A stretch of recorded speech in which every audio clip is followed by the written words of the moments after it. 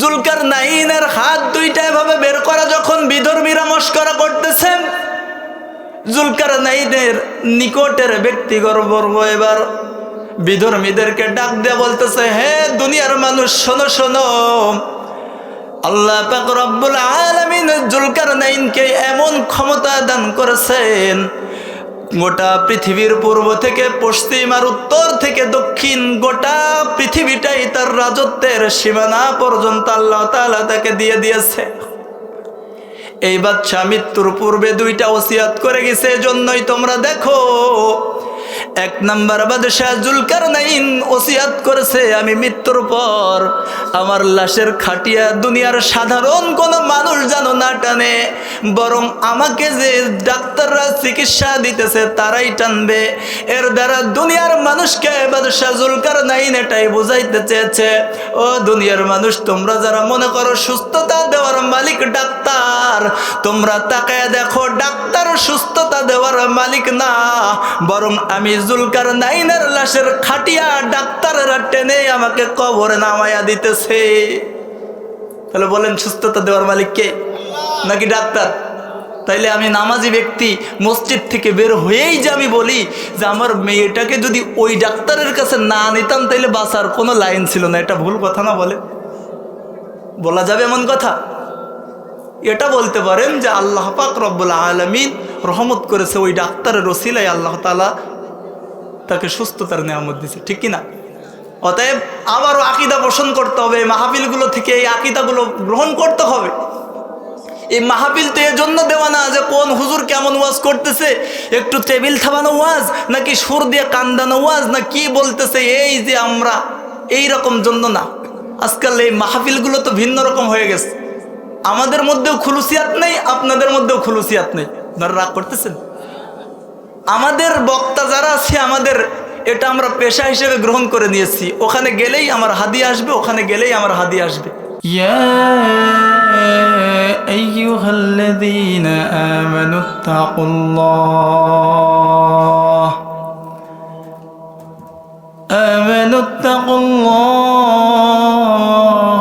ওয়াল তানজুর নাফসুম মা কদ্দামাত লিগাদ ওয়াত্তাকুল্লাহা ইন্নাল্লাহা খাবীরুম বিমা তা'মালুন। সাদাকাল্লাহুল মাওলানাল আযীম ওয়া সাদাকা রাসূলুহুন নবিয়্যুল কারীম। আলহামদুলিল্লাহ, বরাট জামে মসজিদের উদ্যোগে আয়োজিত আজকের এই বিশাল তাফসিরুল কোরআন মাহফিলের সদরে মুহতারাম সম্মানিত সভাপতি জনাব মোহাম্মদ আলী সাহেব, উপস্থিত ওলামা একরাম, সামনে বসে দিন প্রিয় ইসলাম প্রিয় তৌহিদি জনতা, পর্দার অন্তরাল থেকে শ্রবণ করছেন ফাতিমা আয়েশা খাদিজার উত্তরসূরি আমার সতীসাধ্যী মা বোনেরা, সকলের প্রতি রইল আমার আন্তরিক শুভেচ্ছা ও সালাম। আসসালামু আলাইকুম ওয়া রাহমাতুল্লাহ। সম্মানিত হাজিরিন, আপনারা এই মজলিসে বসতে পেরে খুশি নাকি বেজার? আমাদেরকে এই মজলিসে বসার সুযোগ করে দিয়েছেন যিনি, তিনি কে? আরো চিৎকার দিয়ে বলেন তিনি কে? এই রকম সময়ে সমাজের অনেক মানুষ আছে অসুস্থতায় হাসপাতালের বেডে কিংবা বাড়িতে, আবার অনেক মানুষ দুনিয়াবি কর্মব্যস্ততার মধ্যে লিপ্ত রয়েছে, ঠিক না বলেন? সমস্ত দুনিয়াবি কর্মব্যস্ততা থেকে আল্লাহ সুবহানাহু ওয়া তাআলা আমাদেরকে ফারেক করে দিয়ে কোরআনের মজলিসে বসার সুযোগ করে দিয়েছে, এজন্য আমরা খুশি নাকি বেজার? এজন্য আমরা দিল থেকে সেই মালিকের গোলামিত্ব প্রকাশ করার জন্য, রব্বি করিমের শুকরিয়া আদায় করার জন্য অন্তর থেকে সকলেই শুকরিয়া আদায় করে পড়ছে আলহামদুলিল্লাহ। লক্ষ কোটি দুরুদ ও সালাম বিশ্ব মানবতার মুক্তির দিশারি সৈয়দুল মুরসালিন খাতামুন নবিয়্যিন ইমামুল আম্বিয়া দো জাহানের সরদার গুনাহগার উম্মতের একমাত্র কান্ডারি জন্মের পর থেকেই ওফাত পর্যন্ত যে ব্যক্তিটা ইয়া রব্বি হাবলি উম্মতি বলে কেঁদে গেছেন, আজ সুদূর মদিনাতুল মুনাওয়ারায় শুয়ে শুয়ে শুধুমাত্র কেবলমাত্র একমাত্র আমার আপনার জন্যই চিন্তিত যে নবী, আমার আপনার জন্যই কান্না করেন যে নবী, সে নবীর প্রতি মহব্বতের সাথে দুরূদ পড়ছি, সকলেই পড়ছি সাল্লাল্লাহু আলাইহি ওয়াসাল্লাম। নবীজির রওজা শরীফে যাইতে মন চাই কি চাই না? নবীজির রওজার পাশে দাঁড়িয়ে নবীজিকে সালাম দিয়ে মনের আকুতি পেশ করব, এইরকম আশা কারণ থাকে বলেন? কে যাসরে মদিনার পথে আমার সালাম দিও ভাই নবীর রওজাতে। কে যাসরে মদিনার পথে আমার সালাম দিও ভাই নবীর রওজাতে। মনে বড় আশা ছিল রে, যাব আমি নবীজির রওজাতে। ইচ্ছা আছে সামর্থ্য যে নাই, তাই তো আমি বসে আছি দূরে বাংলায়। ইচ্ছা আছে সামর্থ্য যে নাই, তাই তো আমি বসে আছি দূরে বাংলায়। আল্লাহ তুমি কবুল করো মোদের, নিও তুমি নবীজির রওজাতে। আমিন বলেন, আমিন বলেন। আল্লাহ তুমি কবুল করো মোদের, নিও তুমি নবীজির রওজাতে। সালাম দিয়ে বলবো কথা, এটাই তো এই অধমের দিলের তামান্না, এটাই তো এই অধমের দিলের তামান্না। চিৎকার দিয়ে বলেন না মারহাবা। ও ঝিনাইদহের মুসলমানেরা, আমি আপনাদের কাছে জানতে চাই, আমাদের এখানে বসার সুযোগ যিনি করে দিয়েছেন তিনি কে? আরো জোরে সরে বলেন তিনি কে? সমস্ত ক্ষমতার মালিক চিৎকার দিয়ে বলেন কে? সুস্থতা দেওয়ার মালিক কে? অসুস্থতা দেওয়ার মালিক কে? নাকি ডাক্তার, নাকি ঔষধ, নাকি কোনো হুজুর? তাহলে পুরুষ মানুষের আওয়াজ দিয়ে আরো চিৎকার দিয়ে বলেন সুস্থতা দেওয়ার মালিক কে? জামানার নবী হযরতে পয়গম্বর মূসা আলাইহিস সালাতু ওয়াস সালাম, নাম শুনেছেন? আল্লাহর নবী হযরতে মূসা আলাইহিস সালাতু ওয়াস সালাম একদিন অসুস্থ হয়ে গেছেন। তার সমস্যা, তার পেটের মধ্যে ব্যথা, পেট ব্যথা করে। আল্লাহর পয়গম্বর মূসা আলাইহিস সালাতু ওয়াস সালাম আল্লাহকে ডাক দেয়, আল্লাহ আমি মূসার পেটের মধ্যে বড় পীড়া দেখা দিচ্ছে, পেটের মধ্যে ব্যথা শুরু হয়ে গেছে। আল্লাহ পাক রব্বুল আলামিন মূসাকে বলে, মূসা অমুক পাহাড়ের কিনারায় তুমি চলে যাও, অমুক পাহাড়ের কিনারায় যাওয়ার পরে দেখবে একটা গাছ আছে, সেখান থেকে গাছের কিছু পাতা ছিঁড়ে নিয়ে এসো। পাতাগুলো বাড়িতে এনে ভালো করে পিষার পরে যে রসটুকু হয় এই রসটুকু খাও। সুবহানাল্লাহ। আল্লাহর পয়গম্বর মূসা আলাইহিস সালাতু ওয়াস সালাম পাহাড়ের কিনারে একটা গাছ দেখতে পেলেন, সেই গাছের থেকে কিছু পাতা ছিঁড়ে আনছেন। পাতাগুলো বাড়িতে এনে ভালো করে পিষে রস তৈরি করে খেয়েছে। আল্লাহ তাআলা তাকে শেফা দান করে দিছে, বলি সুবহানাল্লাহ। দীর্ঘদিন ভালো রয়েছে, সুস্থ রয়েছে। 1 বছর পর আবার একদিন পয়গম্বরের পেটে ব্যথা শুরু হয়ে গেছে। এবার আল্লাহর পয়গম্বর মূসা আলাইহিস সালাতু ওয়াস সালাম পাহাড়ের কিনারায় যে ওই গাছের থেকে আবারও পাতা ছিঁড়ছে, পাতাগুলো বাড়িতে এনে রস করে রসটুকু খেয়েছে, কিন্তু এবার আর সুস্থ হয় না। কথা বুঝেন নাই? এবার আর সুস্থ হয় না। এবার আল্লাহ তাআলাকে ডাক দেয়, আল্লাহ গত বছর যে গাছের যতগুলো পাতা এনে রস করে যতটুকু রস খেলাম, ঠিক সমপরিমাণ পাতা এনে এবারও রস করে পিষে রস করে সেই রসটুকু খেয়েছি। গত বছর সুস্থ হয়েছিলাম, এবছর কেন সুস্থ হয়ে যায়? আল্লাহ পাক রব্বুল আলামিন মুসা আলাইহিস সালাতু ওয়াস সালামকে ডাক দিয়ে কয়, মুসা গত বছর যে গাছের যতটুকু পাতা এনে রস করে খেয়েছো আর সুস্থ হয়েছো, এবছর ঠিক সেই গাছের সেই পরিমাণ পাতা এনে রস করে পিষে রস করে রসটুকু খেয়েছো কিন্তু সুস্থ হও নাই। আমি তোমাকে তো এটাই দেখাইতে চাই রে মুসা, তুমি যে গাছের পাতা খেয়ে গত বছর সুস্থ হয়েছো সেই গাছের পাতার রস এবারও খেয়েছো কিন্তু সুস্থ হও নাই। অর্থাৎ আমি গত বছর গাছের পাতাকে বলেছিলাম, রে গাছের পাতা, আমার পয়গম্বর মুসা আলাইহিস সালাতু ওয়াস সালামের পেটে যাওয়ার পরে তুমি শেফা হিসাবে কাজ করবা। সুবহানাল্লাহ। এবছর আমি গাছের পাতাকে বলি নাই। অর্থাৎ আমি দুনিয়ার মানুষদেরকে আবারও বুঝাই দিতে চাই, গাছের পাতার কোনো ক্ষমতা নাই। চিৎকার দিয়ে বলেন, সুস্থ করার মালিক একজন, তিনি কে? আর জোরে সরে বলেন, তিনি কে?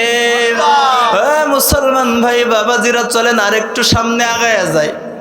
আল্লাহ পাক রব্বুল আলামিন এই গোটা জাহানের শাসন ক্ষমতা দিয়েছিলেন যুগে যুগে চারজন ব্যক্তির হাতে। চিল্লে এখন কয়জন? আর জোরে বলেন, কয়জন? আপনাদের রাগ হচ্ছে?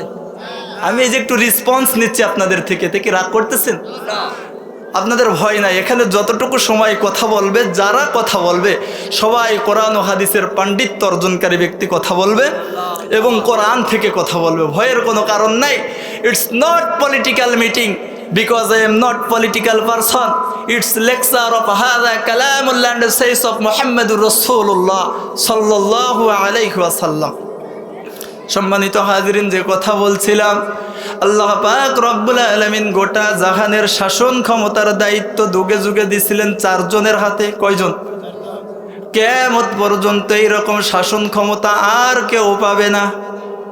হয়তো কেউ বাংলাদেশের শাসন পাবে, কেউ ভারতের প্রধানমন্ত্রী হবে, কেউ আমেরিকা, কেউ ইংল্যান্ড, কেউ লন্ডন, কেউ থাইল্যান্ড, কেউ সৌদি আরব, কেউ দুবাই, কেউ আমেরিকা, বিভিন্ন রাষ্ট্রের দায়িত্বশীল হতে পারে। কিন্তু গোটা জাহানের শাসন করার মতো ক্ষমতা আল্লাহ তাআলা দিয়েছিলেন চারজনের। বলেন কয়জনের? তার মধ্যে দুইজন হয়েছে মুসলমানদের মধ্যে, আর দুইজন হয়েছে বিধর্মীদের মধ্যে। কথা বুঝেন নাই? বিধর্মীদের মধ্যে যে দুইজন গোটা জাহান শাসন করার ক্ষমতা পেয়েছিলেন, তার মধ্যে একজন হয়েছে বাদশাহ বখতে নসর, আর একজন হয়েছে বাদশাহ নমরুদ। নাম শুনেছেন এই নমরুদের? ইতিহাসের যতগুলো জালিম স্বৈরাচার আছে তার মধ্যে অন্যতম একজন হয়েছে এই নমরুদ, ঠিক না? আল্লাহর পয়গম্বর ইব্রাহিম আলাইহিস সালাতু ওয়াস সালামকে শেষ করার জন্য অগ্নিকুণ্ডের মধ্যেও তাকে নিক্ষেপ করেছিলেন। কিন্তু ইতিহাস তো সাক্ষী হয়ে দাঁড়িয়ে আছে, যুগে যুগে যারাই জালিমের কাতারে নাম লিখিয়েছে, আল্লাহ পাক রব্বুল আলামিন যুগে যুগে তাদেরকে ক্ষুদ্র থেকে ক্ষুদ্র কোনো মাধ্যম দিয়ে সাইজ করছে। কি কথা ঠিক না? নমরুদ জালিমের খাতায় নাম লেখানোর কারণে তাকে সাইজ করছে একটা প্রতিবন্ধী ল্যাংড়া মশা দ্বারা, ঠিক কিনা? যারাই যুগে যুগে জালিম হয়েছে, জালিমের কাতারে নাম লিখিয়েছে যারা, তাদেরকে সাইজ করছে আল্লাহ তাআলা ছোট্ট ক্ষুদ্র থেকে ক্ষুদ্র কোনো মাধ্যম দিয়ে। যেমন নমরুদ এক জালিম, তাকে সাইজ করা হয়েছে ল্যাংড়া মশা দ্বারা। ফেরাউন এক জালিম, তাকে নীল নদে হাঁটু পানির মধ্যে চুবাইয়া, ইঁদুরের মতো চুবাইয়া চুবাইয়া লাঞ্ছিত অপমানিত করে শেষ করা হয়েছে, ঠিক কিনা? আবুল আহাব এক জালিম, তাকে পচাইয়া গলাইয়া দুনিয়া থেকে শেষ করা হয়েছে। আবু জাহেল এক জালিম, তাকে মুআজ মুআফিজ ছোট্ট ছোট্ট বাচ্চা দুইটার দ্বারা শেষ করা হয়েছে।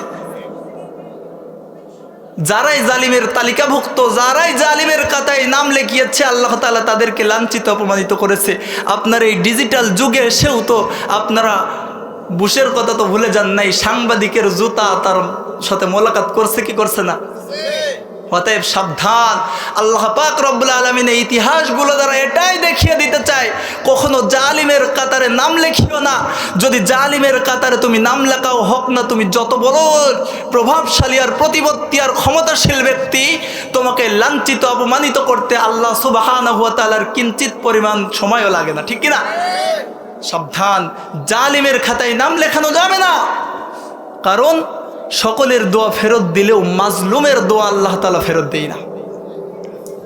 তো আমার বন্ধুরা, আমার কথা যেটা ছিল, যুগে যুগে 4 জনের হাতে গোটা জাহানের শাসন ক্ষমতা দিছে। 2 জন বিধর্মীদের মধ্যে আরো 2 জন হয়েছে মুসলমানদের মধ্য থেকে। এই মুসলমানদের 2 জনের মধ্যে একজন হয়েছে আল্লাহর পয়গম্বর হযরতে সুলাইমান আলাইহিস সালাতু ওয়াস সালাম, সুবহানাল্লাহ বল।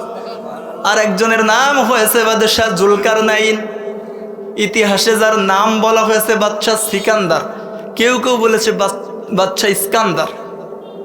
তো যাই হোক, বাদশাহ জুলকারনাইন, এই জুলকারনাইনের ক্ষমতা কেমন ছিল? পৃথিবীর এই প্রান্ত থেকে ওই প্রান্ত, অর্থাৎ পূর্ব থেকে পশ্চিম, উত্তর থেকে দক্ষিণ, গোটা পৃথিবীটাই তার শাসন ক্ষমতার মধ্যে ছিল। তো এই বাদশাহ জুলকারনাইন এক সময় অসুস্থ হয়ে গেলেন। অসুস্থ অবস্থায় তার নিকটের ব্যক্তিদেরকে ওসিয়ত করে যাইতেছেন 2টা। বলেন কয়টা? 2টা ওসিয়ত করে যাই। জুলকারনাইন বলে, হে আমার নিকটের ব্যক্তিবর্গ, তোমরা শুনে রাখো, আমি জুলকারনাইন তোমাদেরকে 2টা ওসিয়ত করে যাইতেছি। 1 নাম্বার ওসিয়ত আমি করতেছি, আমি জুলকারনাইন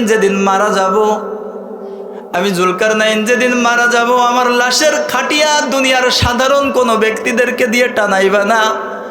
আমি জুলকারনাইনের লাশের খাটিয়াটা টানবে তারা আমার চিকিৎসা দিতেছে যারা, অর্থাৎ ডাক্তারেরা। কারা? বাদশা জুলকারনাইনের স্পেশাল যে ডাক্তারগুলো আছে তাদেরকে বলতে চাচ্ছে যে আমার লাশের খাটিয়া জানে এই ডাক্তারেরা টানে, কবর পর্যন্ত নিয়ে যায়। 2 নাম্বার ওসিয়ত জুলকারনাইন করলেন যে আমি মৃত্যুর পরে আমার লাশ যখন কবরস্থান পর্যন্ত নিয়ে যাবা, আমি জুলকারনাইনের লাশ যখন নিয়ে যাবা, আমার 2টা হাত কাফনের কাপড় থেকে বের করে দিবা। কথা বুঝেন নাই? কেউ দেয় এরকম? মানুষ একটা মরতে দেরি, কাফন যখন পরাই 4 আনা 25 পয়সার চকলেটের মতো পায়ের পাশে আর মাথার পাশে উল্টা প্যাচ দিয়া নিয়ে যায় কবরস্থানে, ঠিক কিনা? কিন্তু জুলকারনাইন ওসিয়ত করতেছে যে আমি মৃত্যুর পরে আমার লাশটা যখন কবরস্থান পর্যন্ত নিয়ে যাবা, এই সময়ে আমি জুলকারনাইনের লাশের হাত 2টা খাটিয়ার বাইরে এইভাবে কাফনের কাপড় থেকে বের করে দিবা। কি কথা বুঝতেছেন? বাদশা জুলকারনাইনের ওফাত হয়ে গেল, মৃত্যু হয়ে গেল। তার ওসিয়ত মোতাবেক তার নিকটের ব্যক্তিবর্গ প্রথমত খাটিয়া টানতেছে ডাক্তারগণ, আর দ্বিতীয়ত তার হাত এভাবে বের করে রাখা হয়েছে। বিধর্মী যারা ছিল তারা মস্করা করতেছে আর বলতেছে, দেখো দেখো দেখো, মুসলমানের বাদশার দিকে তাকায় দেখো, জীবিত থাকতেও আমাদের থেকে যেভাবে কর আদায় করেছে, মৃত্যুর পরেও মুসলমানদের শাসক আমাদের কাছে হাত পেতে ভিক্ষা করতেছে। নাউজুবিল্লাহ বলবেন। এই যে আমাদেরকেও দেখেন নাই, মোল্লাদেরকে, হুজুরদেরকে একটু অনেক সময় গালি দেয় না, যে ভিক্ষে করে খায়, জাকাতের টাকা খায়, ফেতরার টাকা খায়, এ বলে না এগুলো? হ্যাঁ, আমাদের কিঞ্চিত থেকে কিঞ্চিত পরিমাণেও আমাদের লজ্জা লাগে না। সত্য কথা এটা। কারণ কি? আমরা মানুষের কাছে চেয়ে নিই, কি করে নিই? আর আমাদেরকে এই তহমত দেই তারা ওই যে চাঁদাবাজি আর লুটতরাজ যারা, ঠিক কিনা বলে?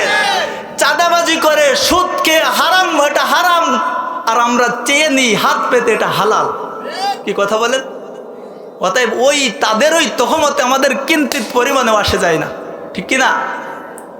তো সম্মানিত ভাইয়েরা আমার, জুলকারনাইনের হাত 2টা এভাবে বের করা যখন বিধর্মীরা মস্করা করতেছেন, জুলকারনাইনের নিকটের ব্যক্তিবর্গ এবার বিধর্মীদেরকে ডাক দিয়ে বলতেছে, হে দুনিয়ার মানুষ, শোনো শোনো, আল্লাহ পাক রব্বুল আলামিন জুলকারনাইনকে এমন ক্ষমতা দান করেছেন, গোটা পৃথিবীর পূর্ব থেকে পশ্চিম আর উত্তর থেকে দক্ষিণ গোটা পৃথিবীটাই তার রাজত্বের সীমানা পর্যন্ত আল্লাহ তাআলা তাকে দিয়ে দিয়েছে।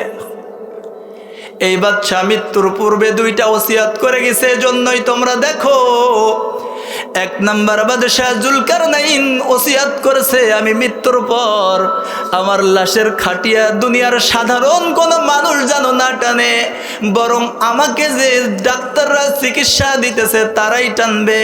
এর দ্বারা দুনিয়ার মানুষকে বাদশাহ জুলকারনাইন এটাই বুঝাইতে চেয়েছে, ও দুনিয়ার মানুষ, তোমরা যারা মনে করো সুস্থতা দেওয়ার মালিক ডাক্তার, তোমরা তাকায় দেখো ডাক্তার সুস্থতা দেওয়ার মালিক না, বরং আমি জুলকারনাইনের লাশের খাটিয়া ডাক্তাররা টেনে আমাকে কবরে নামায়া দিতেছে। তাহলে বলেন সুস্থতা দেওয়ার মালিক কে নাকি ডাক্তার? তাইলে আমি নামাজি ব্যক্তি মসজিদ থেকে বের হয়েই যে আমি বলি যে আমার মেয়েটাকে যদি ওই ডাক্তারের কাছে না নিতাম তাইলে বাঁচার কোনো লাইন ছিল না, এটা ভুল কথা না? বলা যাবে এমন কথা? এটা বলতে পারেন যে আল্লাহ পাক রব্বুল আলামিন রহমত করেছে, ওই ডাক্তারের ওসিলায় আল্লাহ তাআলা তাকে সুস্থতার নিয়ামত দিয়েছে, ঠিক কিনা? অতএব আবারও আকীদা পোষণ করতে হবে, এই মাহফিলগুলো থেকে এই আকীদাগুলো গ্রহণ করতে হবে। এই মাহফিল তো এর জন্য দেওয়া না যে কোন হুজুর কেমন ওয়াজ করতেছে, একটু টেবিল থামানো ওয়াজ নাকি সুর দিয়ে কান্দানো ওয়াজ না কি বলতেছে এই যে আমরা এই রকম জন্য না। আজকাল এই মাহফিলগুলো তো ভিন্ন রকম হয়ে গেছে, আমাদের মধ্যেও খুলুসিয়াত নেই, আপনাদের মধ্যেও খুলুসিয়াত নেই। আপনারা রাগ করতেছেন? আমাদের বক্তা যারা আছে আমাদের এটা আমরা পেশা হিসেবে গ্রহণ করে নিয়েছি, ওখানে গেলেই আমার হাদিয়া আসবে, ওখানে গেলেই আমার হাদিয়া আসবে। কি কথা বলেন? আর আপনাদের ওয়াজ শোনাটা নেশা হয়ে গেছে, যে কোন হুজুর কেমন ওয়াজ করে, কোন হুজুরের সুর ভালো, কোন হুজুর দেখতে ভালো, কোন হুজুরের চেহারা ভালো, এটাই দেখতে আসে। আর আয়োজক কমিটি যারা, তাদের মধ্যেও খুলুসিয়াত নাই, তাদের এটা ব্যবসা হিসেবে লিপ্ত হয়ে গেছে। ঠিক না বলেন? আমাদের পরিবর্তন হতে হবে, ওয়াজ মাহফিলগুলো আমাদের নিতে হবে হেদায়েতের জরিয়া হিসেবে। এজন্য ওয়াজ শুনতে আসতে হবে যে 5টা হুজুর ওয়াজ করবে, 5টা হুজুরের কাছ থেকে আমি 5টা আমল শিখে আজকে বাড়ি যাব। রাজি আছেন আপনারা? সবাই রাজি আছেন তো? আমার ভাইয়েরা, জুলকারনাইনের দ্বিতীয় ওসিয়তের কথা এবার বলতেছে, দুনিয়ার মানুষ শোনো। জুলকারনাইন বাদশাহ দ্বিতীয় ওসিয়ত করেছে, তার লাশের হাত 2টা কাফনের কাপড় থেকে বের করে দিবা। তোমরা মনে করতেছ মুসলমানদের শাসক তোমাদের কাছে ভিক্ষা চাইতেছে, কর চাইতেছে না। আল্লাহ পাক রব্বুল আলামিন জুলকারনাইনকে এমন ক্ষমতা দিয়েছেন, না তার কোনো অর্থের অভাব আছে, না টাকা পয়সা, না বিল্ডিং এর অভাব আছে, কিন্তু জুলকারনাইন দুনিয়ার মানুষদেরকে দেখাইতে চায়, দুনিয়ার মানুষ তোমরা তাকায় দেখো, আল্লাহ পাক রব্বুল আলামিন আমার এমন এমন অর্থবিত্ত দিয়েছে, আমার টাকার অভাব নাই, গাড়ির অভাব নাই, বাড়ির অভাব নাই, কোনো কিছুর আমার অভাব নাই। তোমরা আমি জুলকারনাইনের শেষ বিদায়ের দিকে তাকায় দেখো, দুনিয়ার মানুষ, আমি জুলকারনাইনের এত অর্থ, এত টাকা, এত কড়ি, এত বাড়ি, সব কিছু দুনিয়াতে রয়েছে, আমি জুলকারনাইন খালি হাতে আজকে কবরে যাইতেছি। কবরে কোন হাতে যাবেন? না, আপনাদের মনে হয় কাফনের পকেটের মধ্যে কাফনের পকেট বানায়া এই পাশে 10,000 এই পাশে 10,000 আপনার ছেলেরা ঢুকায় দেবে। দেবে কি দেবে? জুলকারনাইন বলতে চাচ্ছে যে দুনিয়ার মানুষ দেখো, আমি এত বড় শাসক, এত বড় ক্ষমতাসীন ব্যক্তি, আমি জুলকারনাইন আজকে কবরে যাইতেছি খালি হাতে। অতএব তোমরা যারা দুনিয়ার লোভ, দুনিয়ার মোহে পড়ে আল্লাহকে ভুলে গেছো, তোমরা মনে করতেছো যে সব আমার। আমরা এমন মনে করি কিনা? আল্লাহর নবী বলতেছেন, ইয়াকুলুল আব্দু মালি, ইয়াকুলুল আব্দু মালি, বান্দা শুধু বলে এটা আমার মাল, এটা আমার মাল, এটা আমার মাল, বলে কিনা? আল্লাহ রাসূল বলতেছেন, ইয়াকুলুল আব্দু মালি, বান্দা শুধু বলে এটা আমার মাল, এটা আমার মাল, এটা আমার মাল, এই বাড়ি আমার, এই গাড়ি আমার, এই জমি আমার, সব আমার, বলে কিনা? কিন্তু নবী ডাক দিয়া কয়, ওয়াইন্নামা লাহু মিম্মা লিহি সালাস, না, সব মাল তোমার না, 3 কাজের মধ্যে যে সম্পদ ব্যয় করেছো সেটা তোমার। কয় কাজ? জোরে বলেন, কয় কাজ? নবী ডাক দিয়ে বলে ওয়া ইন্নামা লাহু মিন মালিহি সালাস, তিন কাজের মধ্যে যে অর্থগুলো যে সম্পদগুলো ব্যয় করেছো সেটা তোমার। এক নম্বর মা আকালা ফাফলাম আও লাবিসা ফাআবলা আও আ'তা ফাকতানা। নবী ডাক দিয়া কয় সব সম্পদ তোমার নয়, বরং তিন কাজে ব্যয় করা সম্পদ তোমার। তার মধ্যে এক নম্বর সম্পদ ওইটা তুমি যে জিনিসটা খেয়ে শেষ করে ফেলেছো সেটা তোমার। বুঝেন নাই? যেটা আপনি খেয়ে শেষ করে ফেলেছেন, আপনি সকালে ভাত খেয়েছিলেন না, এই ভাতটা আপনি খেয়ে ফেলেছেন, এটা আপনার। কিন্তু আপনার স্ত্রী ভাত রান্না করেছে, আপনি গ্যারান্টি দিতে পারবেন রাত্রে বাড়িতে যে ভাত খাবেন? গ্যারান্টি দিতে পারবেন? অতএব হাড়িতে যে নতুন ভাত আছে ভাত আপনার? কথা বলেন, এ ভাত আপনার না। আপনি যে জিনিসটা খেয়ে শেষ করে ফেলেছেন ওটা আপনার। নবী বলেন যে আউলা বিসাফা আবলা, দুই নাম্বার সম্পদ তার যেটা সে পরিধান করে ছিঁড়ে ফেলেছে। আপনার যে কাপড়টা আপনি পরিধান করতে করতে যে কাপড়টা পরতে পরতে ছিঁড়ে ফেলেছেন ওটা আপনার। আপনার শোকেসের মধ্যে আলমারির মধ্যে নতুন অনেকগুলো জামা কাপড় আছে, আপনি মনে করতেছেন আমি এই কাপড়টা পরে শ্বশুর বাড়ি যাব, এই কাপড়টা পরে জামাই বাড়ি যাব, এই কাপড়টা পরে ঈদের নামাজের দিন ঈদের নামাজ পড়তে যাব। আপনি গ্যারান্টি দিতে পারবেন? কথা বলেন, দিতে পারবেন? অতএব শোকেসের মধ্যে যে কাপড়গুলো আছে এগুলোর মালিক আপনি। আপনি এগুলো আপনি না। নবী আমার কয় তিন কাজে যে সম্পদ ব্যয় করে ফেলেছো এটা তোমার। এক নম্বরে যেটা খেয়ে ফেলেছো সেটা তোমার, দুই নম্বরে যেটা পরিধান করে ছিঁড়ে ফেলেছো এটা তোমার, তিন নম্বরে আরেকটা সম্পদ তোমার আছে। সেই সম্পদটা এই দুনিয়াতে থেকে আল্লাহ এবং তার রাসূলের রাজি খুশির জন্য যেটা দান করেছো সেটা তোমার। সুবহানাল্লাহ বলবেন না? দুনিয়াতে থেকে আল্লাহ এবং তার রাসূলের রাজি খুশি করার জন্য যেটা দান করেছেন ওটা আপনার। যদি আমরা বলি হুজুর তাহলে এই তিন কাজের বাইরে যা আছে এটা কার? নবী ডাক দিয়া কয় ওমা সিওয়া যালিকা যাহিবু ওয়া তারিকুহু লিন্নাস, এই তিন কাজের বাইরে যত সম্পদ দেখতেছো একটা সম্পদের মালিকও তুমি নয়, এই সমস্ত সম্পদের মালিক হয়েছে তোমার ওয়ারিশগণ। কথা বুঝেন নাই? হালাল চিনেন নাই, হারাম চিনেন নাই, কোনটা হালাল কোনটা হারাম, কোনটা বৈধ কোনটা অবৈধ আপনি বিবেক বিবেচনা না করে অর্থের পিছনে পাগল পারা হয়ে অর্থ উপার্জনের নেশায় পাগল হয়ে গেছেন, অর্থ কামাই করেছেন, মরতে দেরি হবে। আপনার হাতের যে দামি ঘড়িটা আছে এই ঘড়িটাও একটা ছেলে আগে খুলে নিবে। কথা বলেন, হাতের মধ্যে আংটি থাকলে আরেকটা ছেলে আসে আংটিটাকে খুলে নিবে। মা বোন যারা আছে কানের দুল একটা মেয়ে এসে খুলে নিবে যে আমার মায়ের কানের দুলটা আমি নিতে চাই। গলার মধ্যে স্বর্ণের চেন আছে, আরেকটা মেয়ে বলবে যে ভাই মায়ের এই চেনটা আমাকে দিস। কথা বলেন না কেন? এমনকি আপনার শরীরের মধ্যে দামি একটা জ্যাকেট আছে, এই জ্যাকেটটা পর্যন্ত আপনার শরীর থেকে খুলে রেখে দেওয়া হবে। কি কথা বলেন না কেন? অতএব কেন আজকে এত পাগল পারা? কেন ভুলে থাকলাম সেই মালিককে, যে মালিক আমাকে দুনিয়াতে পাঠাইছে মালিকের গোলামিত্ব করার জন্য? আমি কিভাবে ভুলে থাকতে পারি? আমার মধ্যে ফিকির চিন্তা কেন আসে না? আল্লাহর পয়গম্বর ডাক দিয়া কয় মানুষ মরে গেলে কবর পর্যন্ত তিনটা জিনিস যায়। বলেন কয়টা জিনিস? আর জোরে বলেন কয়টা জিনিস যায়? আমি একা একা বকপর, আপনারা কথা বলবেন না, তাহলে কিন্তু হবে না। কষ্ট আমারও হবে, কষ্ট আপনাদেরও করতে হবে। রাজি আছেন? আপনারা মনে হয় রাগ করতেছেন, রাগ করতেছেন? আমার ভাইয়েরা, আল্লাহর নবী বলতেছেন কবর পর্যন্ত তিনটা জিনিস যায়। এক নম্বরে কবর খোঁড়ার জন্য তলোয়ার যায়, অর্থাৎ দা যায়, কুড়াল যায়, সাপল যায়, করাত যায়, যায় কিনা? এগুলোই দিয়ে খুঁড়তে হয় নাকি? দুই নম্বরে যে ব্যক্তি মারা যায় তার আত্মীয় স্বজনগুলো কবরের কাছে যায়, যাই তো? নবীজি ডাক দিয়া কয় তিনটা জিনিস কবরের কাছে যায়, দুইটা জিনিস কবরের থেকে আবার ফেরত চলে আসে। তিন নম্বর যে জিনিস কবরে যায়, এই জিনিসটা কবর থেকে লাশের সঙ্গে হয়ে যায়, এই লাশের থেকে ওই জিনিসটা আর ফিরে আসে না। এই তিন নম্বর জিনিসটার নাম হয়েছে বান্দার আমল যায়। কি যায়? এখন আপনি আপনার কবরের সঙ্গী হিসেবে আমলকে তো বানাবেন, কোন আমলকে বানাবেন, নেক আমল নাকি বদ আমল, এটা আপনার ব্যাপার। কথা বোঝেন নাই? কোনটা নেকির কাজ কোনটা বদির কাজ এটা আপনারা বুঝেন না? আপনারা বলেন তো নামাজ পড়া ভালো কাজ না খারাপ কাজ, গান শোনা ভালো কাজ না খারাপ কাজ, সুদ খাওয়া ভালো কাজ না খারাপ কাজ, জাকাত দেওয়া ভালো কাজ না খারাপ কাজ?